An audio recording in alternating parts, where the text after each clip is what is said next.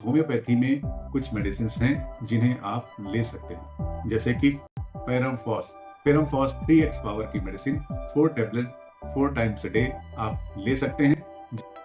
जुकाम खांसी की जो प्राइमरी अवस्था है, प्रिमिटिव स्टेज है, उसको हम इस दवा से अरेस्ट कर सकते हैं, वहीं रोक सकते हैं। दूसरी मेडिसिन एलियम सिपा है।